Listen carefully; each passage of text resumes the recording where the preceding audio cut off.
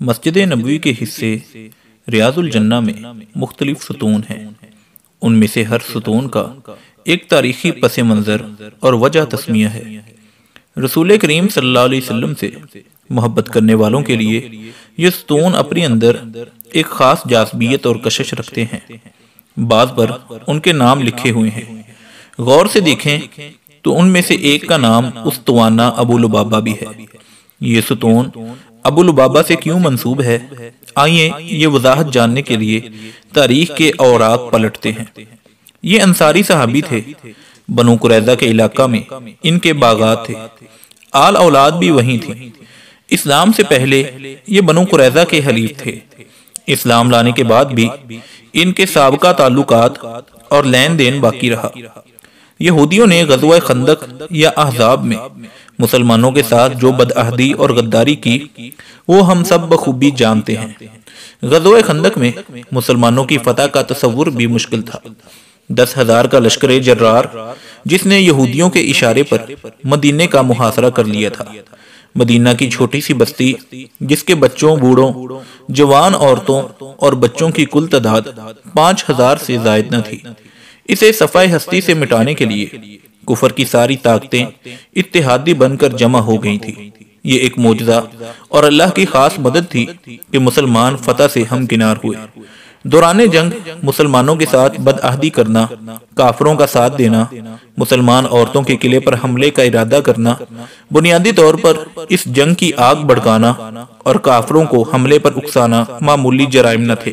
اللہ کے رسول صلی اللہ علیہ وسلم خندق سے واپس آئے تو جبرائیل علیہ السلام حاضر خدمت ہوئے۔ عرض کیا، آپ صلی اللہ علیہ وسلم نے تو ہتھیار رکھ دیے ہیں مگر فرشتوں نے ابھی ہتھیار نہیں رکھے۔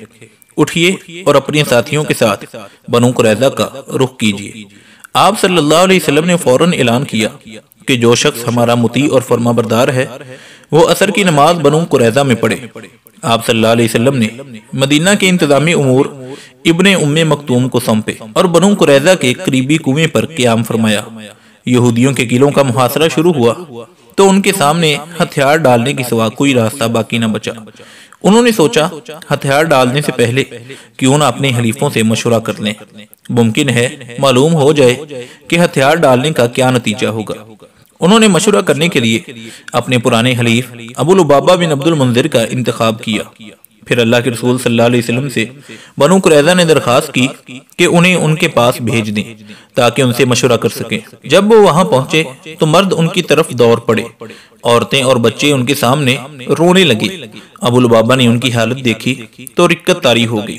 یہود نے ان سے مشورہ کیا کہ کیا ہم محمد صلی اللہ علیہ وسلم کے فیصلے پر ہتھیار ڈال دیں؟ انہوں نے کہا ہاں، مگر ساتھ ہی حلق کی طرف ہاتھ سے اشارہ بھی کر دیا۔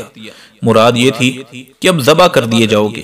وہ غیر ارادی طور پر ذبح کا اشارہ تو کر بیٹھے مگر فوراً ہی احساس ہوا کہ یہ اشارہ تو اللہ اور اللہ کے رسول صلی اللہ علیہ وسلم کے ساتھ خیانت ہے۔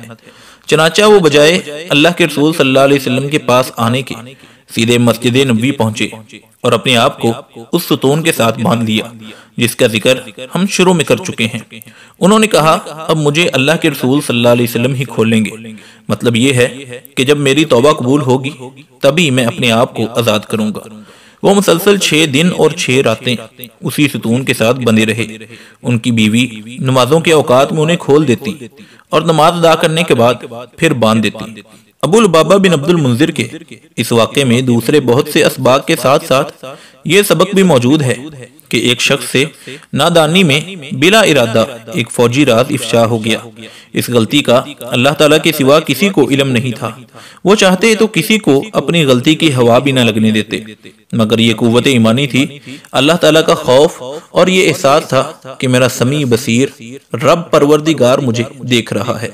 اسی احساس کے زیر اثر انہوں نے نہ صرف اپنی غلطی کا اعتراف کر لیا بلکہ اپنے لیے خود سزا بھی تجویز کر لی اور اپنے آپ کو ستون کے ساتھ باندھ لیا۔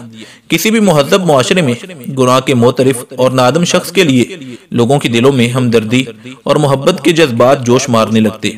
گناہ پر اصرار، فخر اور اس پر اڑے رہنا بدبختی کی نشانی ہے۔ حضرت ابو لبابہ کا معاملہ اور بھی اہم تھا۔ یہ اپنی قوم کے سرکردہ اور نمایاں افراد میں سے تھے، لہذا لوگوں کی دلی خواہش تھی کہ ان کی توبہ قبول ہو جائے۔ خود اللہ کے رسول صلی اللہ علیہ وسلم بھی یہی چاہتے تھے۔ چنانچہ 6 راتیں گزرنے کے بعد صبح سویرے اللہ کی طرف سے سورہ توبہ میں یہ ارشاد نازل ہوا۔ کچھ دوسرے لوگ بھی ہیں جنہوں نے اپنے قصوروں کا اعتراف کر لیا، ان کا عمل ملا جلا ہے، کچھ نیک اور کچھ برا۔ بعید نہیں کہ اللہ تعالیٰ ان پر پھر رحمت کی نظر فرمائے، کیونکہ وہ بڑا بخشنے والا اور رحم فرمانے والا ہے۔ اس روز اللہ کے رسول صلی اللہ علیہ وسلم حضرت ام سلمہ رضی اللہ عنہ کے مکان پر تشریف فرما تھے۔